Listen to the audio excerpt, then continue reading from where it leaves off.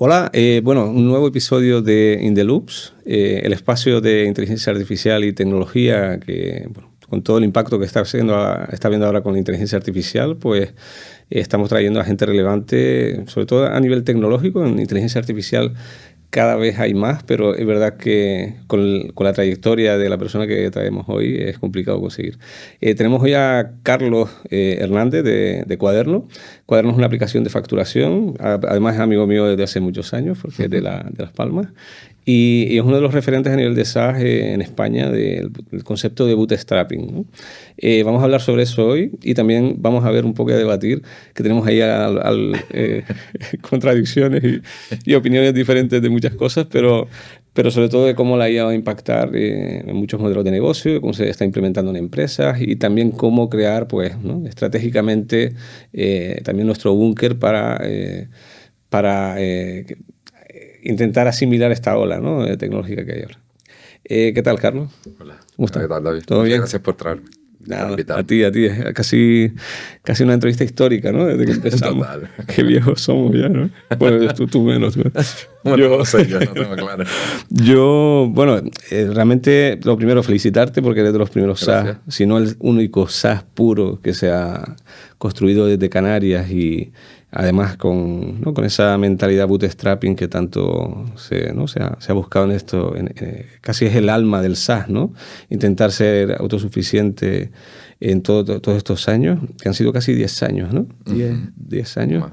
Y que recientemente ha sido adquirida Cuaderno por una empresa noruega que se llama Visma, que creo que ha absorbido casi más de 350 o 400 empresas que estuve viendo. Y cuéntanos un poco, sobre todo tu inicio, ¿no? De dónde ha salido la idea también de Cuaderno y cómo has ido evolucionando así en estos 10 años. Bueno, Cuaderno sí lo lanzamos en el 2014, o sea que ya han pasado 10 años. En marzo cumplió 10 años. Y el origen fue intentar hacer una aplicación que utilizara la API de Stripe para generar facturas de forma automática. No hacía mucho tiempo que Stripe era un proyecto bastante reciente en esa época. Habían lanzado una API, tiene una API maravillosa, súper bien diseñada.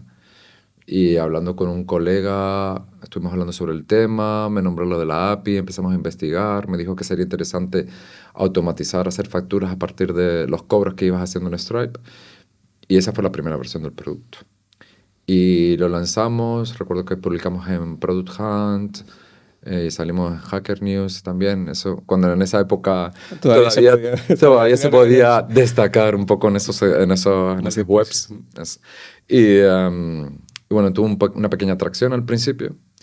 Recuerdo que eso fue en 2014, marzo. Y en verano yo estaba en Berlín, que pasaba temporadas por allí, durante los veranos.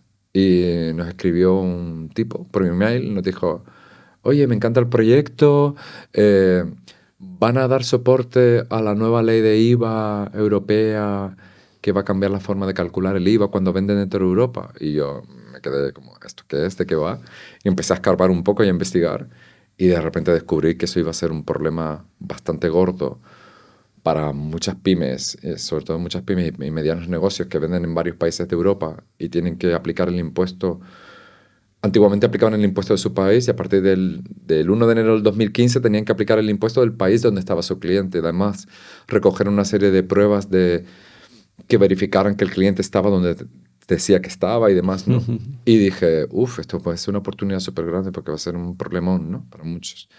Y recuerdo que en una semana así hice un módulo porque ya teníamos, lo gordo ya estaba hecho, el programa ya emitía facturas y no sé qué.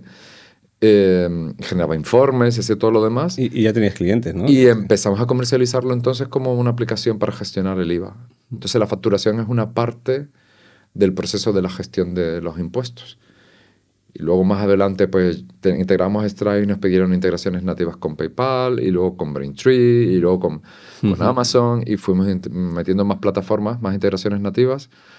Y la facturación se convirtió en lo que era al principio la funcionalidad principal, se convirtió en una más de funcionalidades relacionadas con la gestión de impuestos. Y actualmente Cuaderno es eso, una plataforma para gestionar impuestos para todo el mundo. Vaya.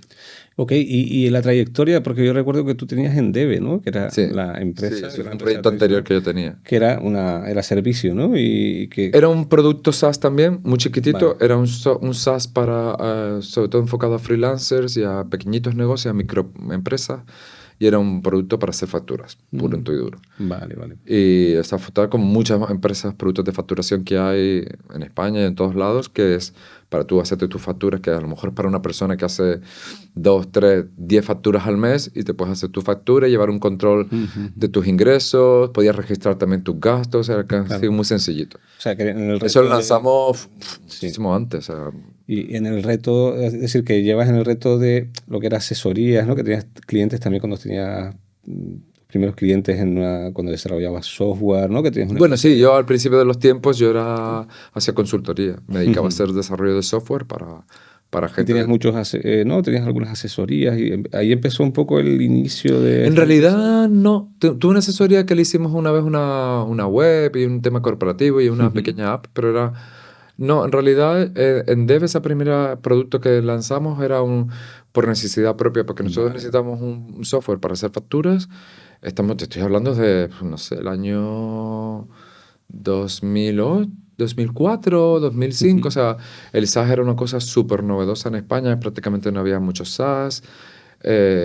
No había cultura de pagar por suscripción, ni siquiera en España. No existían los Netflix ni todo esto, ¿no? Entonces era mucho difícil convencer a la gente. Y lo hicimos por tener una aplicación online que me permitiera hacer facturas estuviera donde estuviera, porque lo que había en ese momento prácticamente era el software de escritorio de toda la vida, ¿no? Que te instalabas y se acabó. Y entonces lanzamos ese producto que tuvo un recorrido, que teníamos bastantes clientes, pero que yo no le veía mucho futuro. Bueno, por mil historias, entre otras cosas porque yo no tenía la madurez a nivel de saber vender lo de marketing que a lo mejor tenemos ahora, y éramos muy buenos técnicamente y hacíamos algo que funcionaba muy bien, pero vaya, el producto no terminaba de despegarnos, que veíamos como un techo de cristal ahí que no pasábamos, y además a mí también me apetecía hacer algo mucho más internacional, ¿no? Concreto en el mundo. Claro, es súper interesante esa parte porque es que he visto toda la trayectoria, ¿no? De lo que me acuerdo. Sí. Entonces, claro, el concepto de bootstrapping, ¿no? Cuando montas de inicio un equipo que tiene perfil tecnológico, arrancas el proyecto con más probabilidades de triunfo. ¿Cómo ves esa? Es decir, ¿qué piensas sobre si empezar con un equipo de desarrollo o que el porcentaje sea alto de gente de desarrollo versus más gente de diseño, gente de negocio, gente de venta? Depende un poco del... Si volviera a empezar de cero, probablemente hubiera buscado gente de negocio. Porque yo soy un tipo de producto que me gusta mucho el producto, soy ingeniero de software, me gusta programar, me gusta toda esa parte técnica. Y la parte de marketing me parece súper, y de ventas y de negocio, de gestión de negocio me parece súper interesante y me gusta también. Sí. Pero en ese momento era un pardillo, ¿sabes? Todo aprendí a base de golpes y de enfrentarme a la cruda realidad. Entonces, si tuviera que empezar, me buscaría a lo mejor un socio o contratar a alguien que se dedicara a toda la parte de esa, de vender y de hacer marketing, ¿no? Que es una parte que al principio a mí no me interesaba tanto como crear el producto, ¿no? En sí. Y lo mismo diría si fuera al revés. Si fuera un tipo de negocio, buscaría desesperadamente un socio de tecnología. Y es como la combinación perfecta, ¿no? Es súper interesante porque recuerdo que estábamos en un asadero que decía, no, es que va a salir ahora una ley y tal. Y yo decía, claro, si el equipo que tiene un equipo ya para poder ejecutar eso en tiempo y forma, ¿no? Tenía ya gente de desarrollo. Y cuando a lo mejor tienes un perfil más de negocio, no sabes exactamente el esfuerzo que va a suponer, ¿no? A nivel de desarrollo eso. Y yo creo que ese punto de haber cambiado o ver esa oportunidad, si no eres desarrollador, a lo mejor no tienes esa visión. Sí, yo creo que lo que pasa es que la mayoría de los desarrolladores no hemos estudiado marketing y ventas, y aprendemos porque nos gusta el tema, leemos mucho sobre el tema y lo sacamos para adelante, ¿no?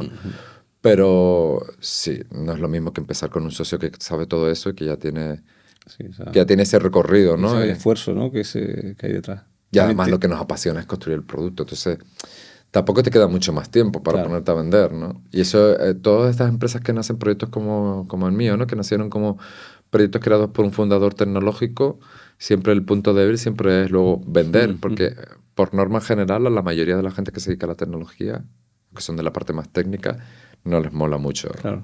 el tema de vender, ¿no? Y claro, ahora que si das para atrás, ¿no? Y dices, vale, ahora vendí la empresa a la misma, si volvieras, ¿no? Y si tuvieras la oportunidad de saber que te van a comprar, ¿qué hubieras hecho mejor? Todo. No, No, todo no. haber crecido más para que valiera más la compañía, a lo Exacto. mejor. No lo sé. Pues no lo tengo claro. Yo creo que tenemos un producto muy guay, que a ellos les gusta mucho, y que tenemos un equipo muy guay, muy bueno. Y ¿Qué entonces, tuvo que pasar? Es decir, ¿qué tuvo que pasar para que se hiciera esa venta? ¿O qué crees tú que tenían, que habían hecho bien, ¿no? Para ¿qué- que los compraran. yo creo Cuaderno se ha posicionado bastante bien como producto dentro del sector de aplicaciones para gestionar impuestos. ¿Qué hemos hecho muy bien? Hemos hecho muy bien, yo creo que tenemos un buen producto, que a la gente le gusta, con un lifetime value muy alto. La gente empieza a usar y sigue usándolo. Tenemos un buen posicionamiento en marketing. Durante muchos años nos hemos dedicado a generar contenidos de calidad relacionados con todo el tema de la gestión de impuestos. Y eso nos ha posicionado. Y tenemos un buen branding en ese sector, ¿sabes?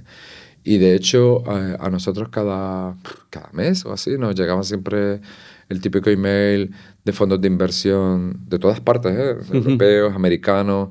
Oye, no sé si estás interesado en buscar inversión y tal. También alguna oferta de compra que nos llegábamos. Y la gran mayoría las ignoraba directamente, ¿no? Porque yo me lo estaba pasando bien haciendo lo que estaba haciendo. El proyecto era rentable. Las condiciones de trabajo son súper buenas.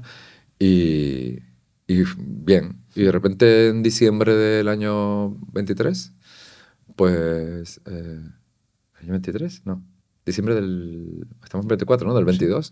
En diciembre del 22 me escribieron de Visma y me dijeron, como uno más de estos emails, y me dijeron, oye, nos gusta mucho tu producto y demás y queremos tener una reunión y hablar, ¿no? Y ya dije, bueno, a lo mejor este es el momento, porque además tenía mucho sentido, porque también son un grupo que suele comprar empresas que están dentro del mismo sector, ¿no? No es... ¿Y ya lo conocía ya o Sí, lo conocía la conocía porque empresa? ellos habían adquirido Holdit, que también es un RP en español también, que lo compraron creo que 2 años antes, y se había corrido la noticia. De hecho, fue su primera compra en España. Y yo la marca la conocía.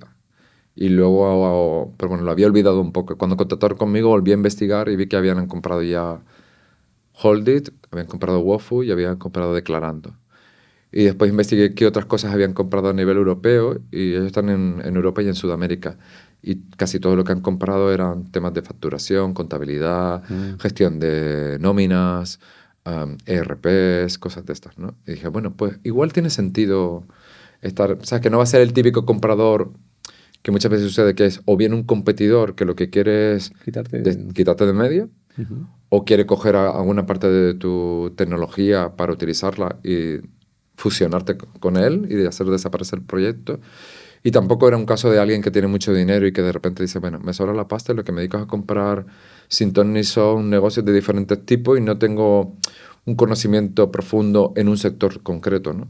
Sin embargo, en Visma sí, yo veía que eso existía, ¿no? Entonces, sí. Después yo, un tiempo después, cuando ya estábamos bastante avanzados en el proceso de compra y demás, me preguntaba, bueno, ¿y cómo llegaron a Cuaderno? ¿Sabes cómo descubrieron? Y entonces me comentaron que era conocido, que estaban rondando, porque por lo visto hay listas, ¿no? De los M&A tienen Qué bueno. listas de empresas posibles que son interesantes porque son rentables, porque tienen un buen branding, porque, ¿no? Y estábamos en... Que el producto se movía por ahí, que ya era conocido. Entonces ahí ya, para mí ya tenía sentido que nos hubieran contactado bastante gente antes, ¿no? Vale. Y a nivel de, es decir, el tema del concepto de bootstrapping, ¿no? Sí. Ha estado en el alma de la compañía desde el principio, intentando evitar todo lo posible inversión externa, etcétera, ¿no? Y que nosotros siempre, como compañeros, decíamos, Carlos debería de levantar. Y tú se te veía con una pasividad, ¿no? Y una tranquilidad que había veces que decías, pero tío, si está, no sé, aprovechar el tirón porque estás creciendo, ¿no? Ya. Y siempre como lo veíamos desde fuera, ¿no? Y ahora con el tiempo, tienes totalmente la razón, ¿no? Porque al final la manera de negociar la venta, ¿no? Todo, estás menos condicionado, no tienes socios. Sí, eso es una de las ventajas que tiene. Y tiene la grande ventaja, ¿no? Y entonces, ahora con el tiempo, obviamente, hubo algún momento en el que pensaste, ¿no? O dijera, a lo mejor lo puedo llevar al siguiente nivel, es atractivo, no es atractivo, pero al final no tomaste la decisión, entonces...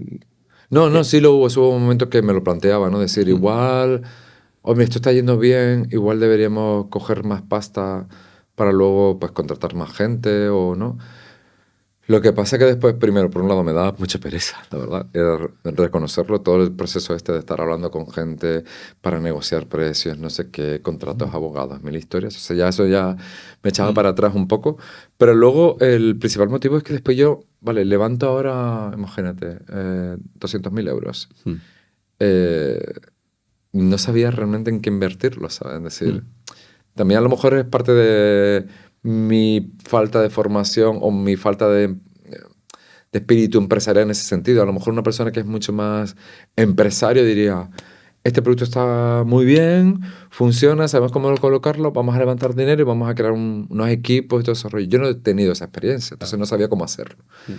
Y quizás me daba un poco de vértigo, ¿no? Entonces, ahora, vale, somos capaces de levantar ese dinero. ¿Y ahora qué? O sea, empieza a contratar gente, crecen, pasamos de 5 a 50. ¿Cómo gestionamos? Yo no sé gestionar un equipo de 50 personas. No lo sé, tendría que aprenderlo.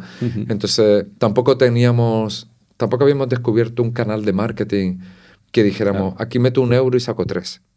Pues si lo hubiera encontrado, igual se me lo hubiera planteado, ¿sabes? Si hubiera encontrado un canal que yo tengo claro el retorno de inversión y demás, pero nunca, o sea, nuestro canal principal siempre fue el tráfico orgánico, ¿no? El posicionamiento web. ¿Y qué hubiera hecho? Me hubiera gastado 200.000 euros en contratar escritores y generar contenidos, ¿no? No lo sé. ¿Y no crees me lo planteé varias veces. Sí, ¿verdad? No, y sobre todo que fue... lo que veo yo es que la manera de ejecutar ha sido con mucha paciencia. Sí. ¿no? Es decir, en eso no has hecho demasiado marketing. El marketing que has hecho es muy, a lo mejor... Hacíamos pruebas, no funcionaba, pero tampoco yo tenía la paciencia ni el conocimiento para probar en profundidad. Y el inglés, es decir, lo que es el mercado americano, eso sí fue un punto clave también. Mercado internacional en general. Exacto. O sea, para mí fue... El minuto 1, ¿no? Sí, desde que lanzamos Cuaderno dije... Y era lo que a mí me apetecía. Me apetecía hacer un proyecto que fuera internacional. Porque el que teníamos antes era muy local. Y yo dije, bueno... un proyecto local con lo poco que hacemos de ventas y de marketing, al final nos vamos a quedar en un mercado que es el español, ¿sabes? Y entonces dije, bueno, con nuestro tamaño, estando donde estamos en una región ultraperiférica tan pequeña, sin financiación, pues igual, y yo había visto ejemplos de otros proyectos igual de pequeños que tienen una base de clientes muy grande, pero porque su enfoque era internacional desde el principio, sobre todo proyectos desarrollados obviamente en Inglaterra, en Reino Unido y en Estados Unidos, pero también en países pequeños europeos tipo Holanda o tipo República Checa, que somos mercados muy pequeños, ellos desde el principio tienen un enfoque internacional, ¿sabes? Porque si no, aquello se queda en nada, ¿no? Entonces dije, bueno, ya que somos tan pequeños, estamos en un sitio tan limitado, vamos a hacer un proyecto en inglés, donde con el mismo esfuerzo que yo voy a hacer de generación de contenido, de marketing y demás, pueda acceder a un mercado muchísimo más grande. Claro. Y eso ha sido clave. Porque si nos hubiéramos enfocado solo en el mercado español y haberlo hecho todo en español, que es el mercado donde más clientes tenemos, pero no hubiéramos estado donde estamos ahora, ni de lejos para allá. Y después de esa oferta de venta, ¿no? De la oferta de posible, de compra por parte de Visma, ¿qué aprendizajes te llevas de todo ese proceso? Es decir, obviamente que se pueda contar, ¿no? Pero es un proceso duro, ¿no? Toda la parte de negociación. ¿Nos puedes explicar un poco por encima, claro, un poco los bloqueos, si te apoyaste en alguien externo, ¿no? Porque hay brokers, ¿no? Que trabajan en empresas de media o... ¿Qué podrías haber hecho mejor, ¿no? Sobre todo por si hay alguien que está viendo el podcast y le surge esa posibilidad. Claro. Ver un poco cómo armarlo mentalmente, ¿no? Para esa parte, porque... En mi caso el proceso fue muy fluido, en general. Primero porque como no tengo socios, yo soy el único dueño de la empresa, ni tengo inversores, no tenía que convencer a nadie, ni estar peleándome con nadie para intentar vender. Entonces eso ya, que es lo que suele pasar en muchos proyectos, pero bueno, ya he dicho que tiene su ser bootstrapped tiene sus ventajas y sus inconvenientes. Y una ventaja es esa. No tienes que, o sea, tienes que decirlo tú con tu pareja o tú solo y decidir si vendes o no vendes. Segundo, yo no tengo hijos, entonces eso también simplifica bastante, ¿no? Porque tus expectativas igual son un poco menores, a lo mejor. Yo tampoco soy una persona muy ambiciosa, o sea, quiero decir, yo me planteo cuántos años más me quedan de vida y digo, pues si lo que vendo me permite vivir esto de forma desahogada, para mí es suficiente, ¿sabes? No, sé que hay, por ejemplo, otra gente que cuando le llega una oferta de venta abren un proceso de subasta, buscan otros posibles compradores para que obtener una mejor oferta entre ellos y tal, ¿no? Eso más te contratan a un broker para que les busque posibles compradores y tal. Yo no me... O sea, ya la empresa iba muy bien. Vendí por dos razones fundamentales. Vendí primero porque no quería que el negocio dependiera solo 100% de mí. Es decir, somos un equipo muy pequeño, pero yo soy la persona que tiene las claves del banco y toda la historia. Entonces digo, si mañana me da un yuyu y me ingresan en el hospital, un buen pollo, ¿sabes? Decir, a ver cómo salimos de aquí, ¿no? Entonces dije, bueno, ya es hora de crear una infraestructura y me llega esta oferta de alguien que tiene sentido para nosotros estratégicamente. Dije, bueno, genial, es un comprador. Había pedido referencias, me habían dado muy buenas referencias de ellos y se han cumplido además. Entonces, es un comprador que tiene sentido que yo estoy en el momento perfecto para vender, porque el negocio está en un momento guay. Y además otra cosa, ya desde el punto de vista estratégico, para mí tiene sentido porque al entrar en un grupo donde tengo empresas de facturación en muchos países europeos y en Sudamérica, puedo co-trabajar con ellos en generar soluciones para locales desde una plataforma más global, ¿no? Entonces, estratégicamente tenía sentido para yo tener como un backup de que si yo desaparezco, la empresa, el proyecto sigue funcionando y era una oferta buena y el comprador tenía buenas referencias y funcionó muy bien. Y luego el proceso fue súper fluido, ellos son muy profesionales, compran muchas empresas al año, entonces lo tienen todo estudiado y todo medido, ¿sabes? Entonces tienes al principio, en mi caso intercambiamos unos cuantos correos y algunas videollamadas para conocernos, me pedían números de la empresa y demás, y les gustó, me hicieron una oferta, negociamos un poco la oferta, que tenía sentido para los dos, y luego empezó el proceso de auditoría, ¿no? Y el proceso de auditoría también fue bastante fluido, por lo mismo, porque ya lo tienen, ya saben lo que te quieren pedir, van a tiro hecho, o sea, no es un comprador que a lo mejor ha comprado pocas empresas o ninguna y todo eso empieza de cero y demás, ¿sabes?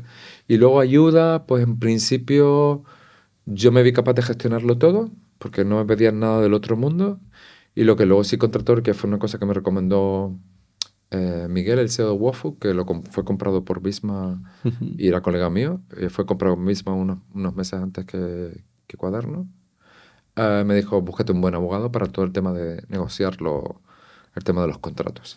Y él me recomendó a su abogada, la que le ayudó a él a vender, que además era, aparte que él estaba muy contento, ya tenía experiencia de haber negociado con el comprador, ¿no? Y entonces trabajé con ella, genial, y fue todo muy fluido.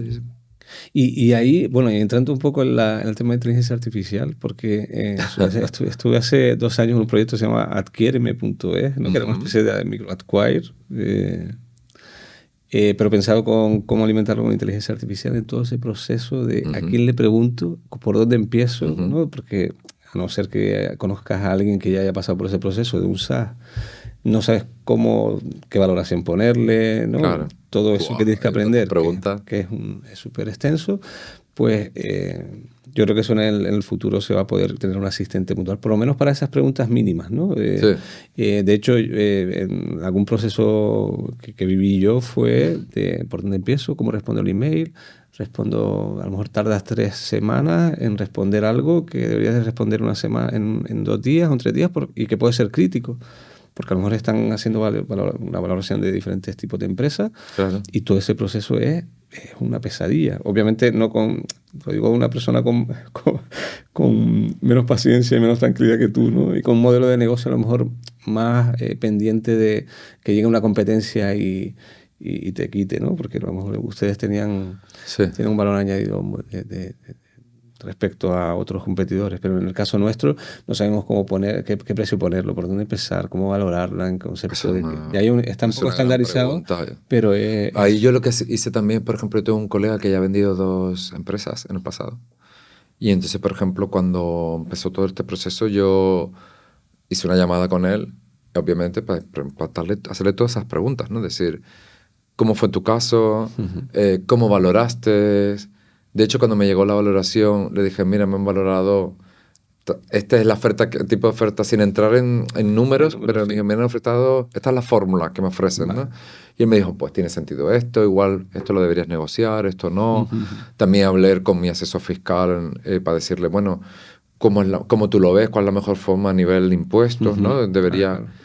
¿Cómo arreglar? O sea, siempre preguntas de ese tipo surgen un montón. Claro, de la valoración es una pregunta siempre... Es súper complicada, ¿no? Y asesor fiscal, que no siempre a lo mejor es experto en SaaS o no... No, pero no tiene por qué. El asesor fiscal es a nivel de impuestos decirte, oye, pues si tú vendes esto, que sepas que vas a pagar tanto impuesto, no sé qué, o algunos pues, te dirán, pues crea una sociedad y el dinero se lo metes en la sociedad, o en mi caso me dijo, no, mira, eso...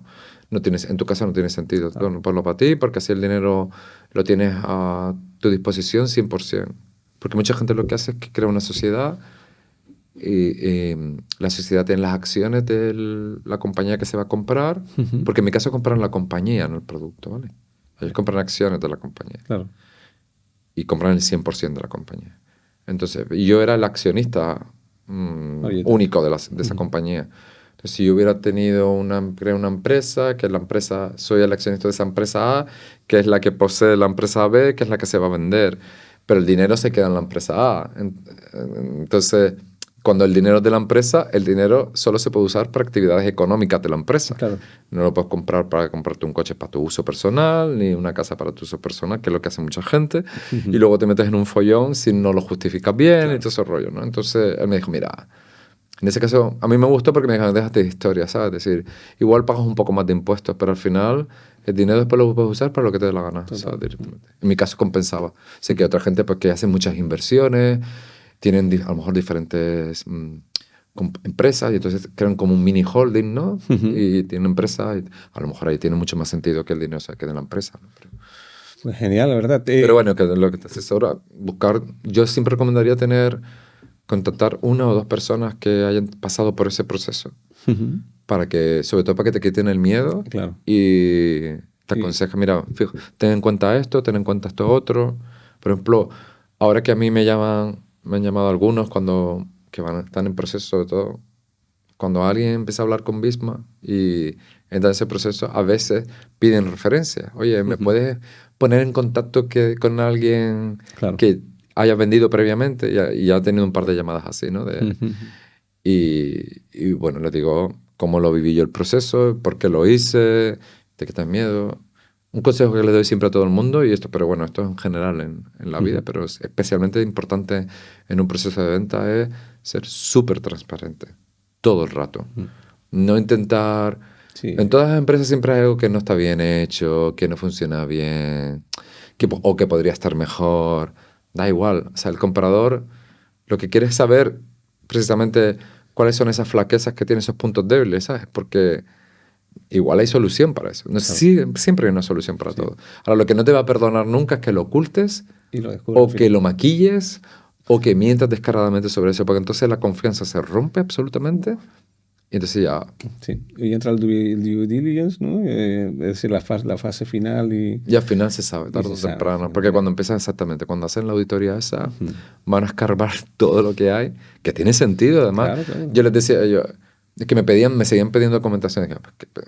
Me decían, ay, perdona, perdón, nada. Si yo sé que te vas a gastar mucho dinero en comprar esto, es lo más normal del mundo es que me pidas que sepas exactamente cómo funciona todo, ¿sabes? Total. Otro consejo que siempre le doy es tener todo súper bien organizado en tu empresa a nivel de de papeles, de tus escrituras, tus impuestos, tus nóminas, Preparado todo para súper vender. organizado, todo. Pero eso debería estar siempre así, ¿sabes? Siempre así. Porque cuando empiezas con un proceso de auditoría tan profundo que te van a pedir todo eso y más.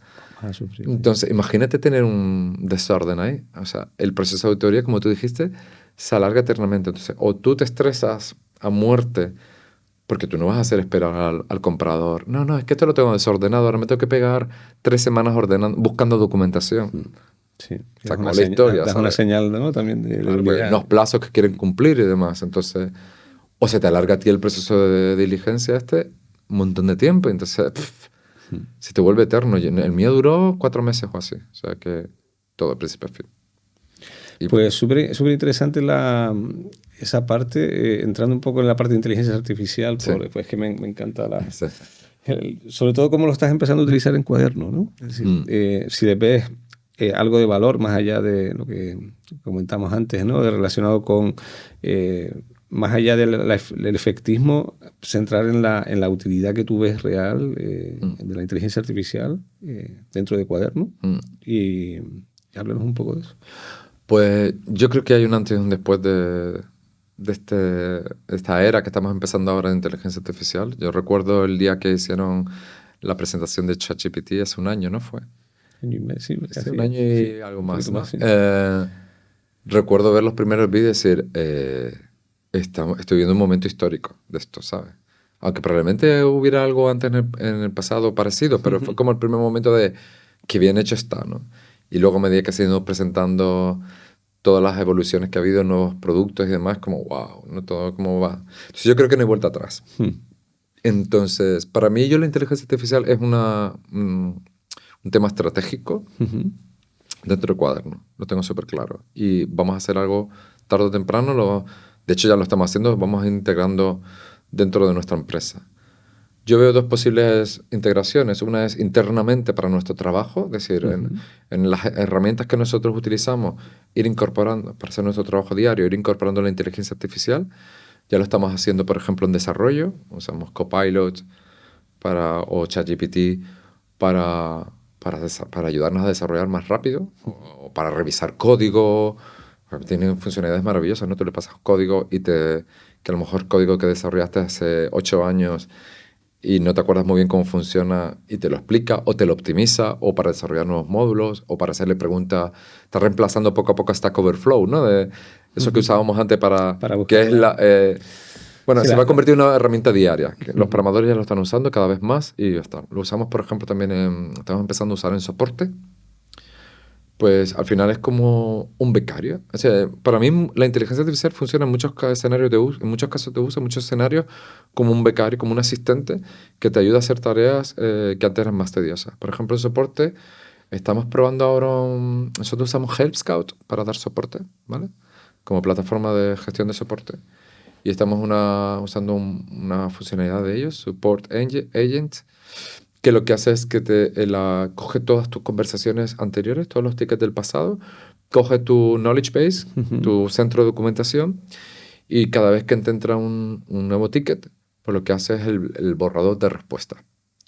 Y luego hay un humano que revisa que eso es correcto y lo modifica, o no lo modifica y lo envía, o no lo envía y hace una respuesta no. Entonces, estamos en un proceso de pruebas y sé que hay otras empresas del grupo, por ejemplo, que ya lo están incorporando, poniendo el típico chatbot con inteligencia artificial en el centro de documentación para que la gente, en vez de buscar, chatee con un bot primero y el bot actúe de interfaz de búsqueda, ¿no? Básicamente lo que hace, ¿no? Eso, y luego en desarrollo lo hacemos en soporte y ya lo estamos usando desde hace bastante tiempo en marketing, por ejemplo, para programar, escribir y programar todos los posts que ponemos en Twitter, /X, o en LinkedIn, por ejemplo. Vale. Entonces generamos contenidos con eso, ¿no? Lo usamos también para generar imágenes para algunos blog posts también. En la parte de transcripción de las reuniones y... Eso todavía no lo estamos usando, eso está pendiente. Sí. Pero yo creo que caerá tarde o temprano. También me parece súper interesante, ¿no? Me parece... Todo ese tipo de funcionalidades digamos, de uso casos de uso de la inteligencia artificial dentro del negocio, ¿no? Para la administración del negocio, me parece genial. Porque al final es tener becarios, ¿no? Tener asistentes que te facilitan. Entonces, oye, es como si tuvieras un asistente que le dices cada semana, oye, este es el listado de los posts sobre los que quiero publicar en Twitter, por favor, genérame los tweets y métemelos en Metricool para programarlos, ¿no? Para que se emitan. Lo que pasa es que el becario se está haciendo grande, ¿eh? ¿Qué? El becario se está haciendo, lo están ascendiendo, ¿no? Sí, y yo creo que... No, pero está genial porque son tareas que no aportan mucho valor desde el punto de vista humano. ¿Sabes? El humano puede revisar lo que ha hecho el becario. Y el becario cada vez será mejor, obviamente, y hará las cosas mejor. Pero lo que a nosotros nos llevaba, sobre todo para hacer borradores, ¿no?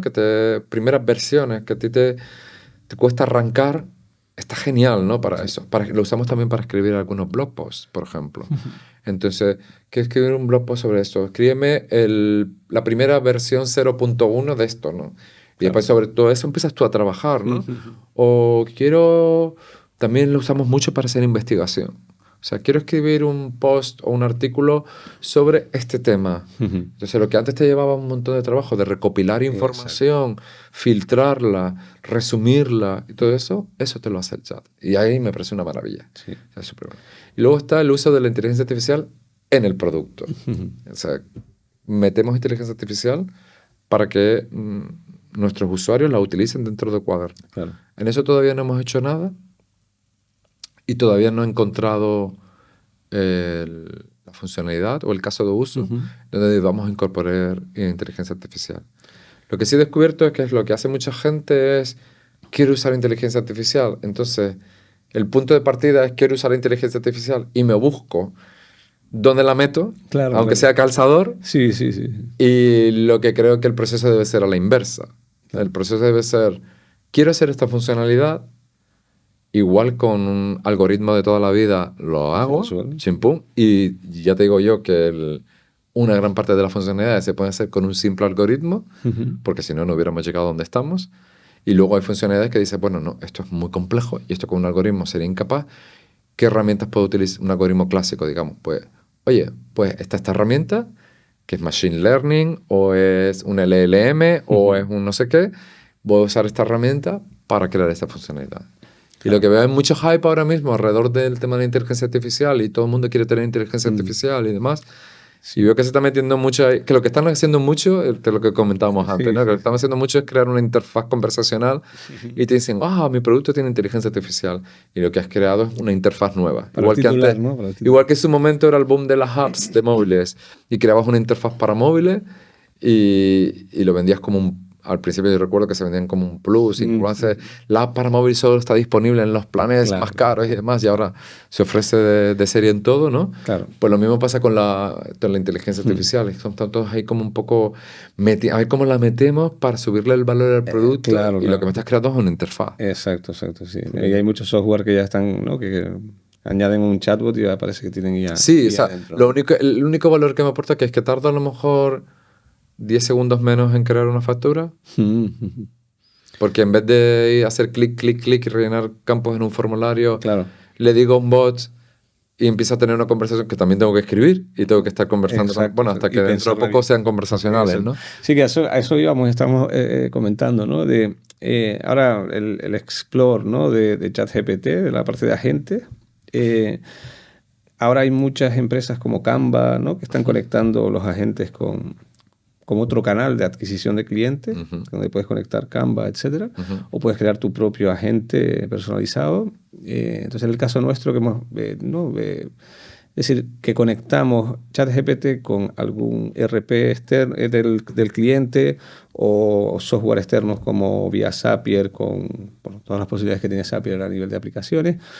Y comentábamos un poco, claro, que la interfaz, es decir, cuando tú habilitas un chatbot a un contable, donde le puedes directamente, por ejemplo, al chatbot decirle, prográmame para este cliente, que a la vez está conectado con el CRM, ¿no? Tiene toda la información de la empresa, créame la tarea de enviarle todos los meses esta factura, ¿no? Sí. Y la interfaz, claro, ahora es como la inteligencia artificial, el UX de la IA, ¿no? ¿Cómo cambia, crees tú, la interfaz y la interacción del cliente con el SaaS tradicional? Yo creo que va a ser revolucionario en el sentido de... o sea, mover un ratón o estar teclando en un teclado es una cosa muy poco humana, ¿no? Bastante artificial. Es un dispositivo, una interfaz que nos hemos diseñado para nosotros poder transmitir mensajes a la máquina, ¿no? Al ordenador o al móvil o lo que sea, ¿no? Entonces, eh, luego aparecen las pantallas táctiles que son mucho más cercanas al humano porque eres capaz de tocar cosas y activarlas, ya empiezas a prescindir del ratón, ¿no? Y el siguiente salto sería poder conversar, ¿no? Porque lo más natural para un ser humano no es escribir en un teclado, sino es hablar y que el dispositivo responda a tus comandos, ¿no? A lo que tú le pides, ¿no? Entonces, yo creo que eso va a cambiar totalmente la forma de interactuar de los seres humanos con las máquinas, ¿no? Que ya la inteligencia artificial, además que es capaz de comprender más o menos El lo que le estás contexto, ¿no? diciendo y demás, eso para mí fue lo revolucionario, ¿no? Y creo que ahí tiene un caso de uso súper claro y que lo vamos a ver cada vez más. Es más, yo creo que el salto siguiente será cuando los dispositivos móviles o los propios ordenadores, todos estos asistentes virtuales que tienen Siri, Alexa y demás, Ujú.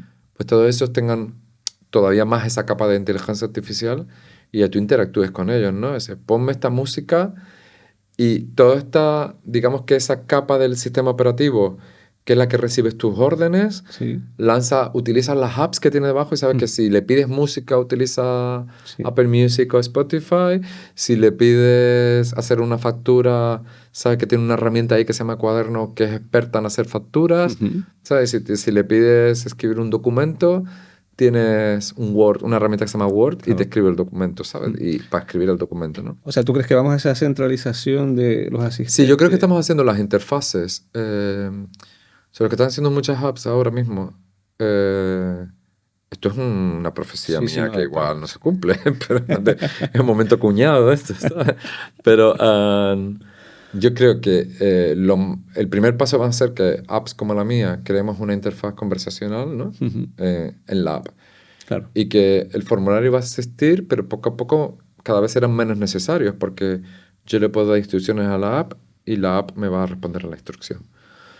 Pero claro, yo creo que lo está haciendo OpenAI, ¿no? El ChatGPT con los agentes, Claro. es crear la capa siguiente, que es yo tengo una interfaz única que es OpenAI o ChatGPT y yo desde ChatGPT interacciono con todas las apps que están por debajo, que cada una es experta en un tema concreto, Claro. ¿no?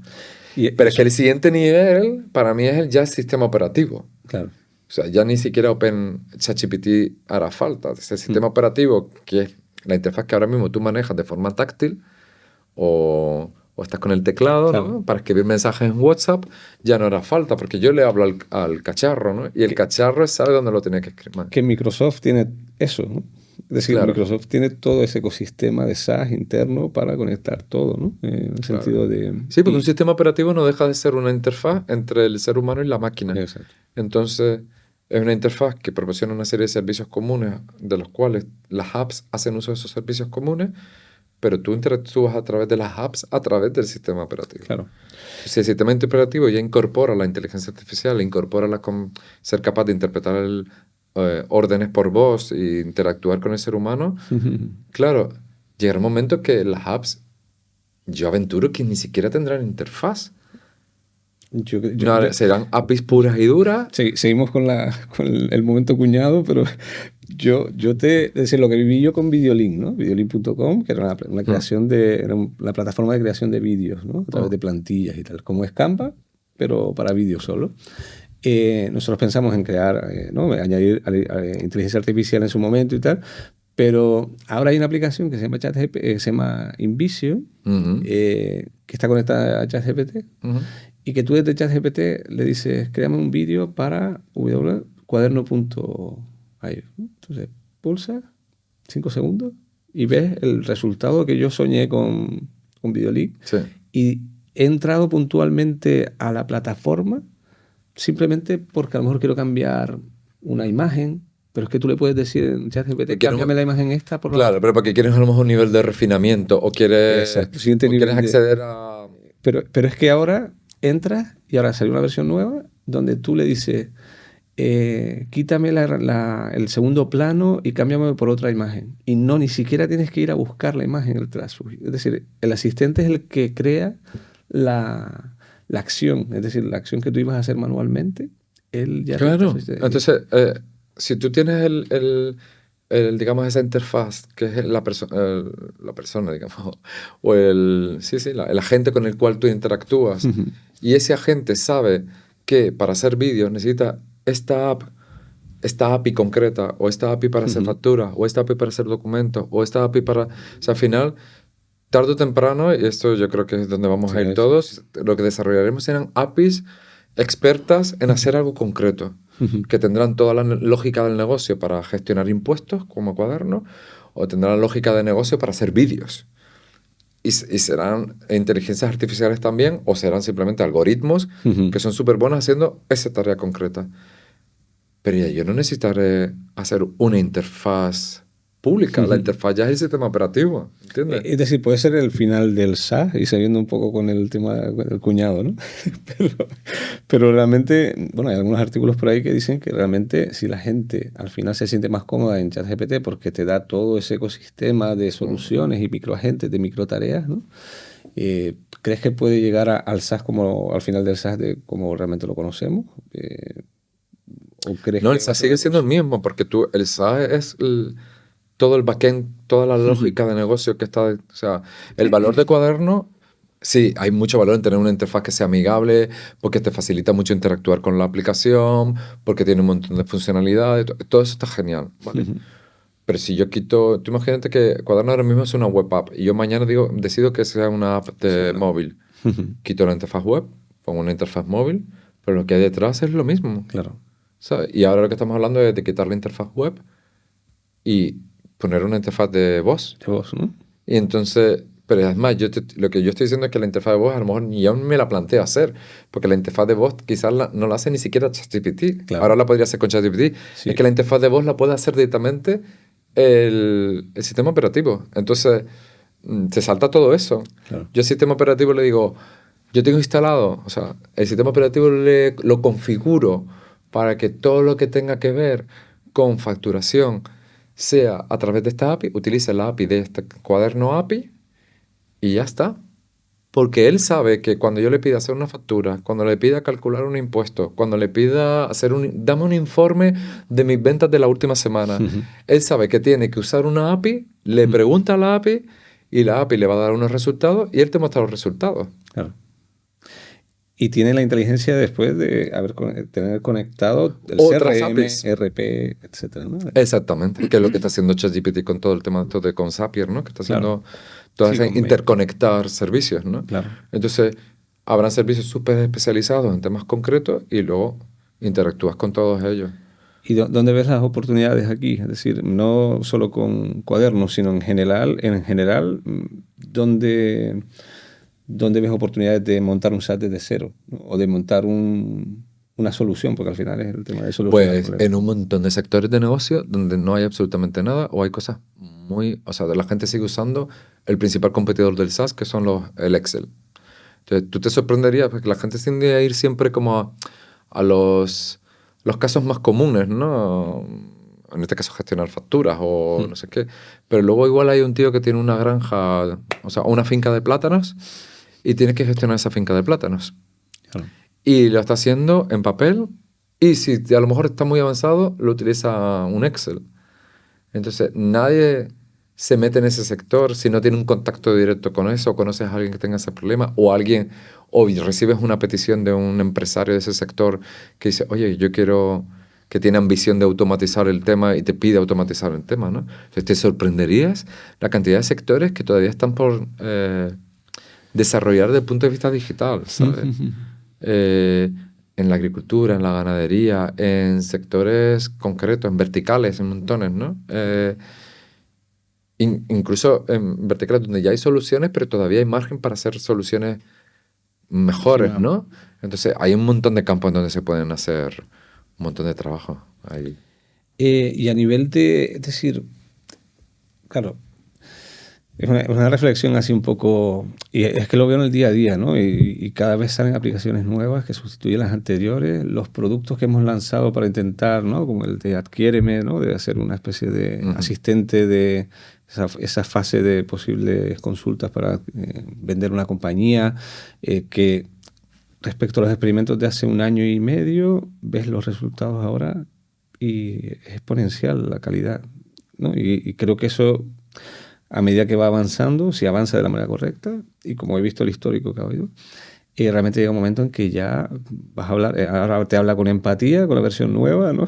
Y va a llegar un momento en que va a afectar y va a haber víctimas a nivel de diseño de UX tradicional, el software. Es verdad que en ChatGPT vas a hacerle consultas y la gente cada vez va a tener menos visitas al SaaS y va a tener menos SEO, menos posicionamiento porque tiene menos visitas, menos activación. Claro.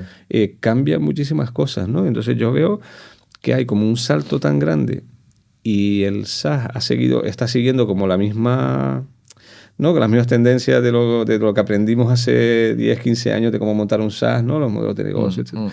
Y realmente esto es un cambio, la verdad, que a nivel de experiencia de usuario, empezando por la experiencia de usuario, pero en marketing... Lo que acabas de decir es totalmente cierto. O sea, ahora que estamos hablando de este tema, que yo no me lo había planteado, pero tiene sentido. Es decir, si todo lo que estamos hablando de interfaces conversacionales y al final todo va a ser por hablando y pidiéndole instrucciones a la máquina, pues ya no hará falta hacer un formulario, ni una tabla, ni un menú. Todo eso desaparece. Entonces ahí toda esa gente que se dedica a interfaz de usuario se reconvertirá a otra cosa. Pero quiero decir, si mi interfaz es conversacional, ¿para qué hago un menú? El menú no hace falta. El tema de marketing. Esto también es otro tema, otro campo que me parece súper interesante. Es decir, de hecho, todo lo que estás hablando de buscar información, todo lo que tenga que ver con buscar información, consultar cosas, si la máquina el chat lo sabe cada vez más sobre muchos temas, que parece que va por ahí, Claro. Entonces, ya es que ni siquiera tengo que entrar a google.com para buscar cosas. Es que al móvil directamente le voy a decir, ¿cuál es...? Le pido una consulta. O dime cuáles son los ganadores de la liga de los últimos 10 años. Y me lo va a dar. O sea, y va a ser mucho más efectivo que buscar en 50 claro, porque es más natural, es más cercano al ser humano. Por eso el ratio de adopción es tan alto, porque es mucho más fácil. Claro, claro. No tengo que estar tecleando. Le hablo. Y le hablo en mi idioma y mucho más con mi acento. Y claro, entonces es mucho más humano, ¿no? Claro. En realidad, es paradójico, ¿no? Que es una máquina, pero es que al final lo otro es más, estás tecleando es más artificial, ¿no? Claro.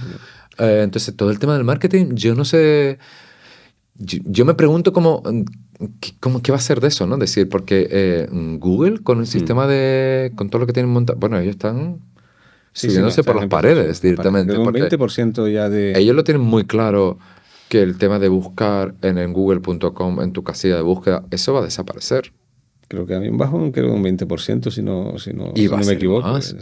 Y va a ser más, porque ya no va a tener... Porque es decir, es definitivo, es que no hay duda. Es decir, me refiero, cuando digo definitivo, la gente seguirá buscando en Google, pero... No, porque yo no te hará falta porque te lo busca el sistema operativo. Claro. Y ellos, el sistema operativo que tienen es el Android. Se acabó. Es decir, ahí podrán tener control, pero en los dispositivos que tienen Apple, el OS X, ¿no? El OS, ya está. O sea, si Siri es capaz de buscarte, ¿para qué voy a buscar en Google? Claro. Si yo estoy delante del ordenador o en mi móvil y le digo, oye, dime qué restaurante está más cerca de donde estoy ahora para irme a comer, ¿qué me recomiendas? De comida italiana. Y sabiendo que no tiene tu histórico de la búsqueda, ¿no? Que tiene tu... O Microsoft tiene también un sistema operativo súper extendido. Entonces, ellos son los que tienen el control, ¿no? Sí, acaban de lanzar también el desktop con la IA dentro. Claro. Es decir, está todo así. ¿Sabes? Está claro. Entonces, las búsquedas de Google desaparecerán. Y si las búsquedas de Google desaparecen, que es el canal que hemos usado, empresas como la mía, para posicionarnos con nuestros contenidos, para que cuando alguien busque sobre nuestro tema, encuentre mi producto, mis contenidos, y a partir de mis contenidos descubra mi producto y acaba contratándolo, pues habrá algo nuevo. No sé el qué todavía, pero habrá algo nuevo, ¿no? Los cuñados están empezando a convertirse ya en padres. espérate que además hay una anécdota sobre eso, que nos llegó un lead súper gordo de un cliente súper grande que quiere usar Cuaderno. Y nos preguntamos, ¿y cómo nos ha descubierto? Y le preguntamos y nos descubrió a través de ChatGPT. Sí. Bueno, le pasó también a... Sí, que hizo una pregunta a ChatGPT, no sé cuál, porque la verdad es que no tengo ni idea, pero descubrió el producto y a partir de ahí entró nuestro producto, lo descubrió y empezó a hablar con nosotros. Claro. Sí. hay cosas que son devastadoras. Es decir, yo creo que la palabra es devastadora porque realmente lo ves y el resultado que te da automático muchas veces te quita dudas, porque cuando llevamos 20 o 30 años con el tema del SEO, que tú buscas en Google y por lo que vas a ver es algo que está bien posicionado, no que tenga la mejor información, ¿no?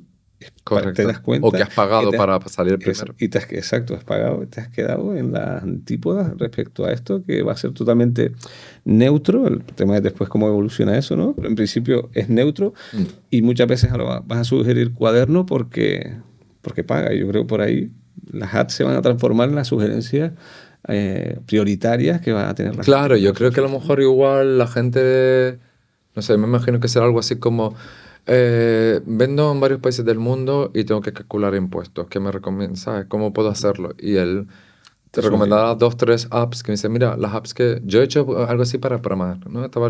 Hace unas cuantas semanas, quería programar una cosa porque de vez en cuando todavía programo, que me gusta, y dije, bueno, necesito una librería que haga esto y esto.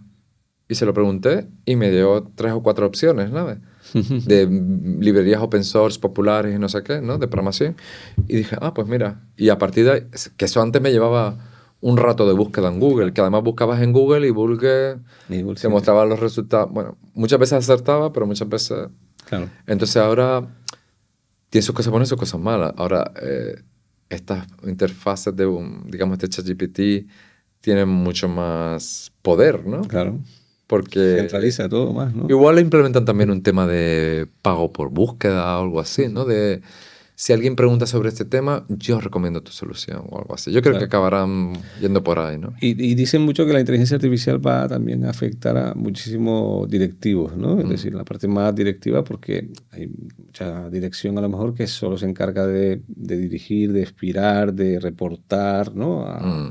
Entonces, ¿cómo ves el tema de los asistentes que lleguen a sustituir en algún momento altos cargos, ¿no? Porque al final muchas veces, por ejemplo, el SEO está encargado de ciertas tareas más a lo mejor de expansión de compañía, estrategia, reuniones, ¿no? Con altos, no sé, de otras compañías, expansión y tal, pero a nivel de lo que es reportes y tener un asistente como co-SEO o codirector de marketing, ¿no? Que le puedas plantear cosas, algo muy como una especie de becario, pero a nivel alto, ¿no? ¿Crees que por eso te decía lo antes, el becario se está haciendo directivo, lo están entendiendo, ¿no? Y es un verdadero peligro o una verdadera forma de empezar a ver cómo se pueden reorganizar, ¿no? las empresas, porque al final tienes que aportar valor y cuando realmente en una reunión, te pongo un ejemplo, una reunión de repente pones el sombrero a un componente de la reunión, le dices, actúa como el CEO de la compañía porque está de viaje. Porque tiene toda la información de la empresa, porque ha añadido, tiene una IA interna y tiene, por ejemplo, con Mistral o con cualquier, o sea, open source, etcétera, y tienes tu IA interna y tiene toda la información holística de la compañía.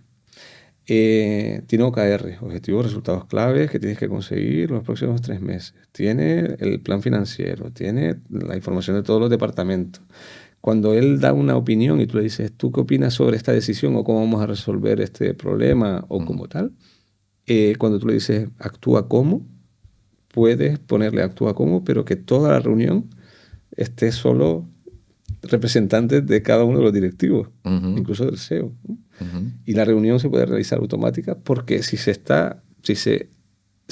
los datos son correctos, al final son decisiones de... Sí, pero ¿quién toma la decisión? De data, ¿no? Y después intuición y después de data. Ya, pero igual es bueno en proponerte alternativas, ¿no? Decir, a lo mejor como director de marketing te dice, bueno, para este objetivo podríamos plantear exacto, estos planes, ¿no? Estas estrategias. Y te presenta 3 o 4 estrategias, pero ¿quién decide qué estrategia? Entonces ahí dependerá... Es el humano el que toma, ¿no? Claro, ahí deberá... Pero bueno, igual alguien quiere construir una compañía donde dice... Yo pongo la pasta. Yo pongo la pasta y esto se genera solo, ¿no? Podría pasar, ¿por qué no? Es paradójico porque estamos construyendo una inteligencia artificial que lo primero que va a destruir o a suplantar son los trabajos más intelectuales, no los manuales. Claro. Entonces, va a tener más valor un fontanero que el director general absolutamente. de Accenture. La IA es súper buena en programación, porque hay tanta documentación sobre programación y al final eso es Matemática, lógica y matemáticas. Sí. ABC, ¿sabes? Directamente. Entonces, todavía necesita supervisión humana, porque mete la pata o te da opciones y necesita un humano que elija qué opción, pero tarde o temprano lo hará cada vez mejor. Es que hay un estudio de Stanford que habla sobre los multiagentes, ¿no? Y por eso iba un poco, ¿no? De cada una de las personas tiene un rol como si fuera un juego de los Sims, pero tiene un rol y tiene una información y tiene una visión de hacia dónde llevar la compañía, tiene un presupuesto, tiene tal, ¿no? Entonces, tiene los valores de cada uno de las, es decir, a nivel compañía, pero a nivel también de cómo llevar el departamento y tal. Sí. Entonces, todas las decisiones que se toman en base a ese contexto. Si tú no lo contextualizas bien, la IA va a tomar va a descontrolarse, ¿no? Claro, y en el fondo tiene sentido, porque al final, ¿qué estamos haciendo los seres humanos? Simplemente cuando un CEO toma decisiones... Nosotros tenemos un algoritmo interno de químico, de neurotransmisores. Exactamente, que no hace una cosa parecida. Entonces, al final lo que tiene es unos inputs de información, y en base a esos inputs ya un factor de intuición, que quizás todavía la máquina no lo tiene. Sí. Pues en base a esta información yo creo que debemos ir por ahí. Por eso te digo que hasta que la inteligencia artificial no desarrolle esa intuición o demás, se basa puramente en inputs, ¿no? Claro. Bueno, y ahora mismo son modelos estadísticos, quiero decir. Y hay muchos modelos de negocio de empresas que son estadísticos. Es decir, que data se toma decisiones de hecho a 4 personas porque voy a facturar más. Correcto. No hay un factor humano, no hay enlace humano, no sé qué. Entonces... Yo creo que lo primero que pues, sí puede reemplazar son toda la gente que hace, todos los middlemen, todos los intermediarios, ¿no? Todo está entre la cúpula y la gente más currito, ¿no? Entonces, que eso está realizando las tareas diarias con la ayuda de la inteligencia artificial, ¿no? Como asistente, pero luego toda esa escala intermedia que básicamente lo que hacen es recibir informes, filtrar, ¿no? Filtrar informes para llevárselo al CEO. Ese filtro de informes lo puede hacer un agente, ¿no? En EOS, en el sistema de operación empresarial, que es muy conocido, se llama Integrator, ¿no? Que es el que está debajo del CEO, que coge toda la información y es donde hemos visto que realmente la IA al final lo que hace es coger toda la información relevante ¿no? de los directivos y filtrarlos para dárselos al CEO con cierta calidad o convertirse en su asistente, ¿no? Que realmente era un asistente. Claro, y presenta, exactamente. Es como tu secretaria que te dice, mira, de toda la información que me ha pasado la gente que está por debajo de ti, he hecho este informe, resumen, ¿no? Este resumen ejecutivo. Exacto. Lo que pasa es que ahora te doy sugerencias, ¿no? Te doy sugerencias y te arreglo. Claro. Ahora tomar decisiones, ¿no? Pero bueno, depende del poder que tú le hayas dado a ese asistente, porque muchas veces a los asistentes le has dado no solo el poder de tal, sino, oye, investígame qué opciones tengo, ¿no? Entonces, esto es lo que está haciendo la IA, ¿no? Te está cogiendo toda la información de la empresa, te la compila, te la resume, te la presenta y te dice, de acuerdo a los modelos estadísticos que tengo y demás, otras empresas que por ahí han hecho esto, o nosotros en el pasado, de acuerdo a lo que hemos hecho en el pasado, esto nos ha funcionado y esto no. Y estas son las opciones que tenemos. Y entonces, al final, una persona tomará la decisión, ¿no? Sí. Lo que pasa es que será una decisión, como estamos hablando ahora, muy basada en datos. Y si no para bien y para mal. Claro, y si no están los datos bien, ¿no? Si no está nutrida la eso de entrada, si la entrada de los datos es mala y están contaminados, pues todas las decisiones que tengan van a estar contaminadas. Pero además, como no hay un factor humano, y digo para bien y para mal porque a veces es para mal, porque como tú dijiste antes, se puede despedir a un montón de gente sin tener en cuenta cómo puede afectar eso a la vida de esa gente, ¿no? O a la sociedad. Pero también puede ser para bien porque a veces eliminas todas esas... todo ese tráfico de influencias que a veces hay en la compañía, todo el politiqueo que puede haber en la compañía desaparece, porque al final es agnóstico, es decir, esto es lo que hay. Pones a alguien neutro que toma decisiones sin secos, ¿no? Y sin favoritismos y eso a nivel político también podría llegar a tener sentido, ¿no? Porque si hay un bien común, ¿no? En el sentido de... Sí. A nivel de datos me refiero, ¿no? Que... Yo creo que ahí tiene poner por lo menos... Sí, pero yo creo que los datos no pueden... O sea, tomar solo los datos como única referencia para tomar decisiones... Claro, sí, es peligroso, sí. Porque al final hay seres humanos detrás, entonces y vidas, ¿no? Y familias, y todo ese rollo. Entonces, no digo que... no es ser frío como una piedra, que sería a lo mejor tomar solo decisiones a base de datos, pero tampoco... como hemos dicho, crear relaciones y vínculos personales que te hacen tomar decisiones que no son las mejores, que a veces es lo que pasa, ¿no? Porque pues tienes compromisos personales o debes favores personales, que entonces y la IA no existe eso. Claro. Entonces, mucho más complejo, sí. Es que me apasiona el tema. Es un debate ético muy interesante. Súper interesante. A ver cómo va evolucionando, Carlos. La verdad que gracias por tu tiempo. Creo que llevamos ya casi una hora. Guay. Y nada, espero que podamos celebrar cuando o sales de la empresa o te mantienes en la empresa, que tienes un compromiso de X No, tiempo. este año es el único que firme comprometido. Pero bueno, de momento estoy muy contento. Pero a lo mejor sigo un poquito más. Muy bien. Pues nada, gracias por tu tiempo. Gracias por invitarme. Y nos vemos en el siguiente capítulo. Un abrazo.